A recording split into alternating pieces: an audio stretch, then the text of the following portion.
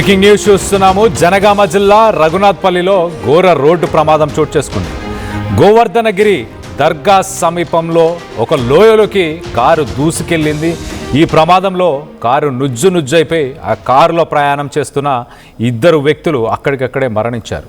మృతులు హబీబా హఫ్సా, ఒక డాక్టర్, అలాగే తన సోదరుడు మహమ్మద్ అసదుద్దీన్. వీరిద్దరూ చనిపోయినట్టు తెలుస్తుంది. మరో నలుగురు కూడా ఆ కారులో ప్రయాణం చేస్తున్నారు. ఆ నలుగురికి తీవ్ర గాయాలయ్యాయి.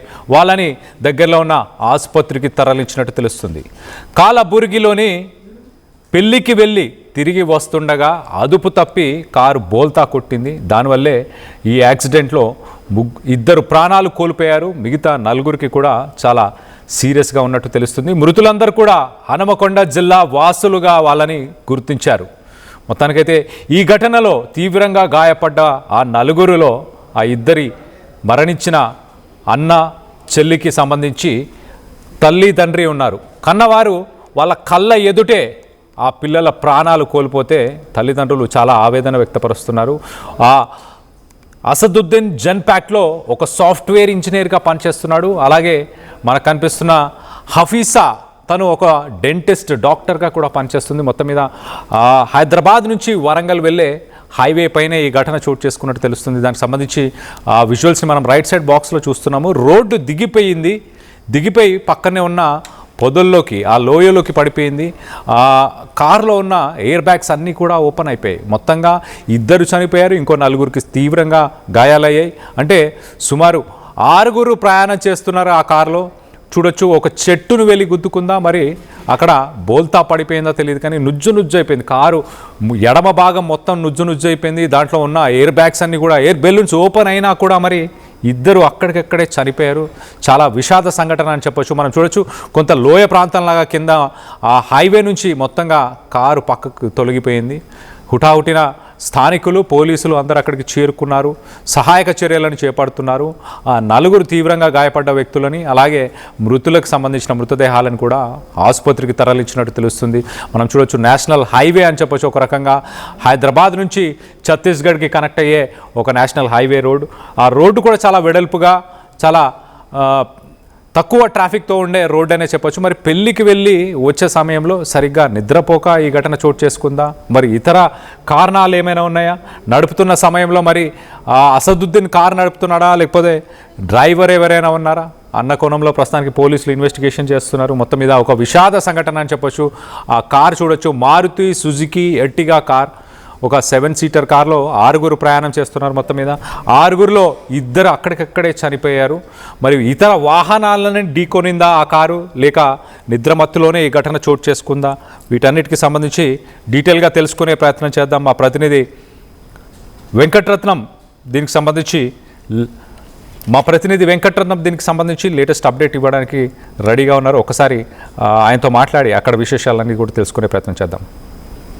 గత కొద్ది రోజులుగా రోడ్డు ప్రమాదాల నివారణకు రాష్ట్ర ప్రభుత్వం అనేక చర్యలు చేపడుతున్న నేపథ్యంలో ప్రివెంటివ్ మెజర్స్ తీసుకోవాలని చెప్పి ప్రభుత్వం చెప్తుంది. కానీ కొన్ని అనివార్య కారణాల వల్ల ఎదుటివారు కూడా సరిగా రాకపోవడం వల్ల విలువైనటువంటి ప్రాణాలు గాల్లో కలిసిపోతున్నటువంటి పరిస్థితి, వారి కుటుంబంలో తీరని ఆవేదన, ఒక ఆందోళన మాత్రం కలిగిస్తున్నటువంటి పరిస్థితి, తల్లిదండ్రులకు తీరని దుఃఖ సాగరంలో ముంచుతున్నటువంటి నేపథ్యంలో ప్రస్తుతానికైతే ఒక 2-3 రోజుల వ్యవధిలోనే ఉమ్మడి వరంగల్ జిల్లా వ్యాప్తంగా 8 మంది రోడ్డు ప్రమాదాల బారిన పడి మృత్యువాత పడటం కూడా వారి కుటుంబాల్లో తీవ్రమైన ఆవేదన మిగులుస్తుంది. ప్రస్తుతానికైతే రీసెంట్ గా జనగామ జిల్లా కేంద్ర పరిధిలోనే ఒక 4 యాక్సిడెంట్లు జరగడం వల్ల కూడా అనేక ప్రమాదాలు కూడా దీనికి కారణాలు ఏందన్నటువంటి విషయం కూడా ఆర్టీవీ గ్రౌండ్ రిపోర్ట్ ద్వారా తెలుసుకునేటువంటి ప్రయత్నం చేద్దాం. ఇక్కడ బాధితుల బంధువులు, అంటే మృతుల బంధువులు మనతో ఉన్నారు. ఒకసారి వారితో మనం మాట్లాడదాం.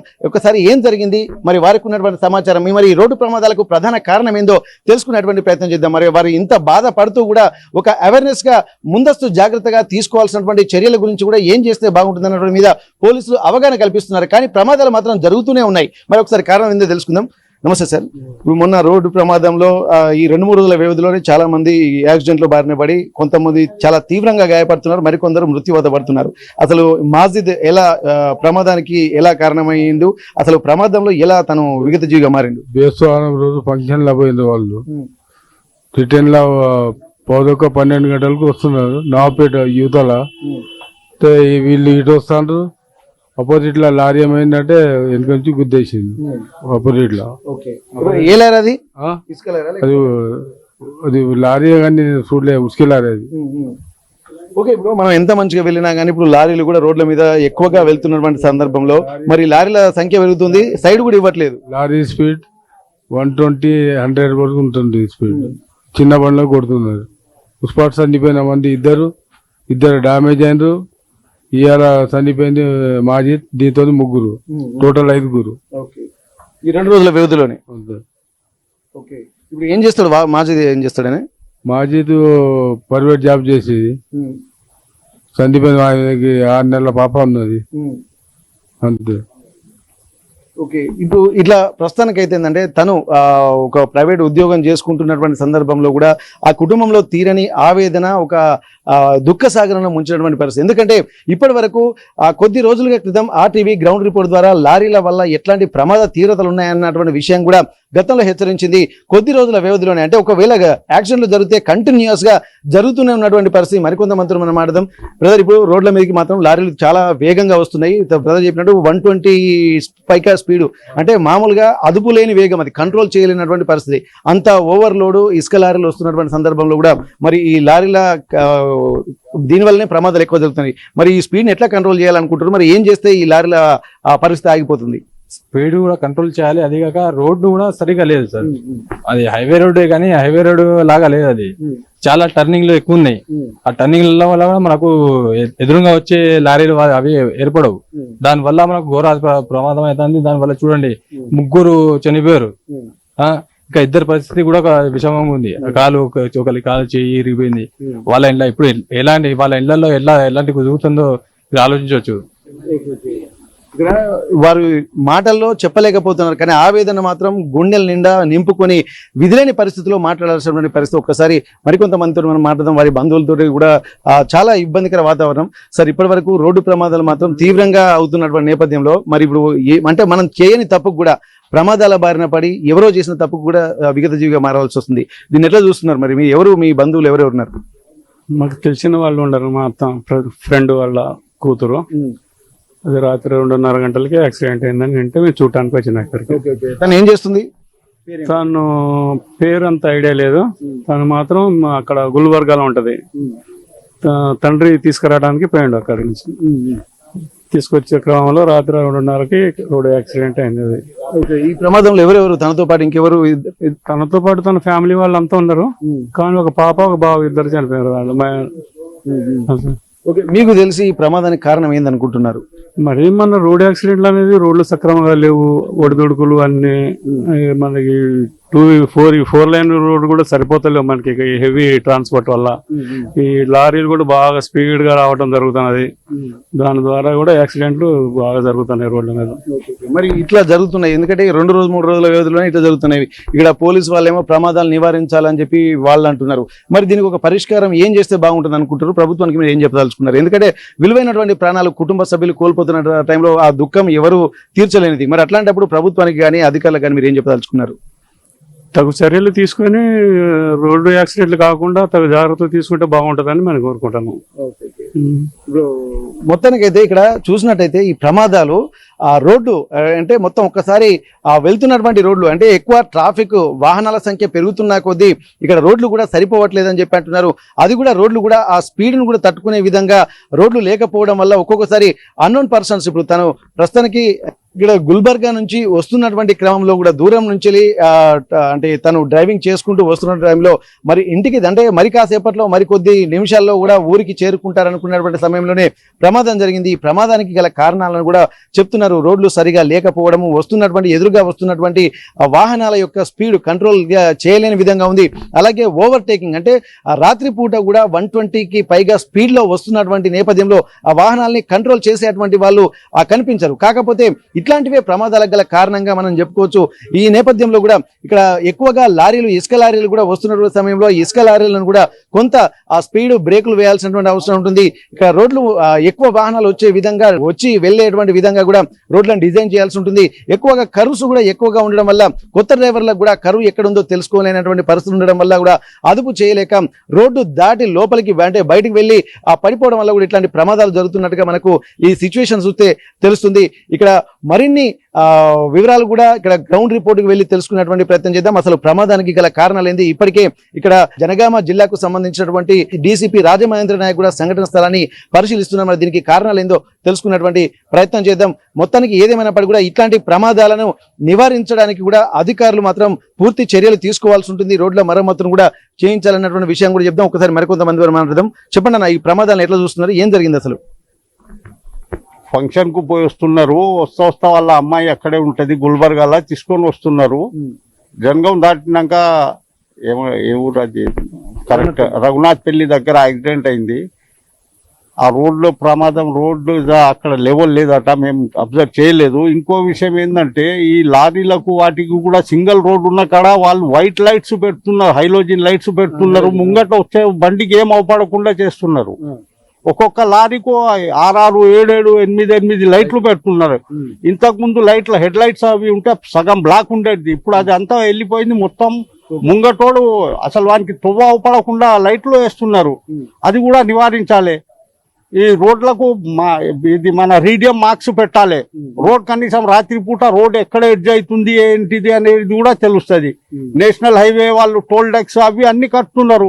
అయినా కూడా సౌకర్యాలు కనీసం రోడ్డు క్లియరెన్స్ గా అవపడాలి. రీడియం మార్క్స్ ఉంటే ఏమవుతుంది, మనకు రోడ్ ఏ ఉన్నది అని ఈ లైట్ ఫోకస్ కు రోడ్ క్లియర్ గా అవపడుతుంది. అవి కూడా ఎక్కడ లేదు. ఇది దానికి కూడా చర్యలు తీసుకోవాలి. ఈ పెద్ద లైట్లు వేసుకొని ప్రతి లారీకు, కారుకు దానికి కూడా మొత్తం హైలోజిన్ లైట్స్ పెడుతున్నారు. ముంగట వచ్చే బండికి సింగిల్ రోడ్స్ ఉన్న కాడ చాలా ఇబ్బంది. అట్లా కూడా యాక్సిడెంట్స్ అవుతున్నాయి.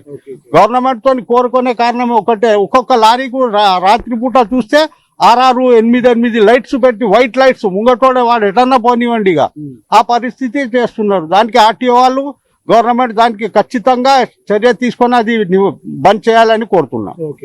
ఇక్కడ మనం చెప్తున్నాం, వాళ్ళు అబ్జర్వ్ చేసినటువంటి మాటలను బట్టి చూస్తుంటే ఒక్కొక్క లారీకి 6, 7, 8 లైట్లు ఉండడం వల్ల కూడా ఎదురుగా వచ్చేటువంటి వాహనాలకు దగ్గరికి వచ్చేంత వరకు కూడా ముందు ఏముందో తెలియనటువంటి పరిస్థితి. ఇట్లాంటి సందర్భంలో కూడా దగ్గరికి వచ్చేసరికి ఏ చిన్న ఏమరపాటు జరిగినా కానీ అది ప్రమాదానికి గురయ్యడానికి అవకాశాలు చాలా ఉంటున్నాయి. కాబట్టి ఇట్లాంటి కూడా నివారించాల్సినటువంటి అవసరం ఉంటుంది. ఇక్కడ ఎల్ఈడి బల్బులు, హాలోజిన్ బల్బులు కూడా పెట్టడం వల్ల కూడా ఇక్కడ మొత్తం ఫోకస్ అంతా ఎదురుగా వచ్చేటువంటి వాహనాల మీద పడడం వల్ల ఎదురుగా వచ్చేటువంటి డ్రైవర్లకు కూడా ఏమీ కనపడక ప్రమాదాలు జరిగేటువంటి పరిస్థితులు ఎక్కువగా ఉన్నాయని చెప్పి అంటున్నారు. ఇది ప్రత్యక్షంగా వారు చూసినటువంటి అనుభవం కాబట్టి దీని మీద కూడా కఠిన చర్యలు, అంటే రోడ్లు సరిగా లేకపోవడం ఒకటి, వస్తున్నటువంటి వాహనాల స్పీడ్ పెరగడం ఒకటి, ఎదురుగా వస్తున్నటువంటి హాలోజిన్ లైట్స్, అలాగే ఇక్కడ ఎల్ఈడి బల్బులు కూడా ఉండడం వల్ల ఫోకస్ అంతా ఎదురుగా వచ్చేటువంటి వాహనాల మీద పడటంతో పాటు ఎక్కువ ఫోకస్ రావడం వల్ల ఫోకస్ ను కంట్రోల్ చేసుకోలేక, చూడలేక ఎదురుగా ఆ ప్రమాదాల బారినటువంటి పడేటువంటి అవకాశాలు అయితే కనిపిస్తున్నాయి. ఇవన్నిటిని దృష్టిలో పెట్టుకుని ఇక్కడ అధికారులు, ఇక్కడ ఆర్టీఏ అధికారులు కానీ ఇదివరకేమో ఆఫ్ బ్లాక్ కోట్ వేసేది సగం, కానీ ఇప్పుడున్నటువంటి పరిస్థితుల్లో మొత్తం ఫుల్ ఎల్ఈడి బల్బులు ఉపయోగించడం వల్ల కూడా ఎదురుగా వస్తున్నటువంటి వాహనాలకు అంటే ఫోకస్ ఎక్కువగా వాడి ప్రమాదాలకు గల కారణాలను కూడా వివరిస్తున్నటువంటి పరిస్థితి. ఏదేమైనప్పటికీ కూడా అధికారులు మాత్రం ఇట్లాంటి వాటిపై తగిన చర్యలు తీసుకోకపోతే మరిన్ని ప్రమాదాలు బారిన పడాల్సి వస్తుంది. మరికొంతమంది కూడా విగత జీవులుగా మారేటువంటి అవకాశం ఉంటుంది. కానీ ఇట్లా అవగాహన కల్పించడమే కాకుండా తగిన చర్యలు కూడా అధికారులు తీసుకోవాలనేటువంటి ఒక విజ్ఞప్తిని కూడా ఇక్కడ వాహనదారులు, వారి బంధువులు, అలాగే మృతుల బంధువులు కూడా చెప్తున్నటువంటి పరిస్థితి. జనగామ నుండి కెమెరా పర్సన్ వంశీతో Venkataratnam, RTV Warangal. At KL, the expertise of the world in the palm of your hand. KL deemed to be university. చిన్న చిన్న ఆనందాలు 35 ఏళ్లుగా నా జీవితంలో లేవు. 35 ఏళ్లుగా నేను డైపర్లలో బ్రతికాను. 6 సెంటీమీటర్ల ఫిస్టులా నా మూత్రాశయంలో లీక్ కారణమైంది. ఎవరూ నాకు సహాయం చేయలేకపోయారు. AINUలో వైద్యులను కలిసే వరకు అక్కడ వారు రోబోటిక్ శస్త్రచికిత్సతో నాకు పరిష్కారం ఇచ్చారు. వారు నా ఆత్మవిశ్వాసాన్ని కూడా తిరిగిచ్చారు. Precision care makes it possible. The Center for Robotic Surgery at AINU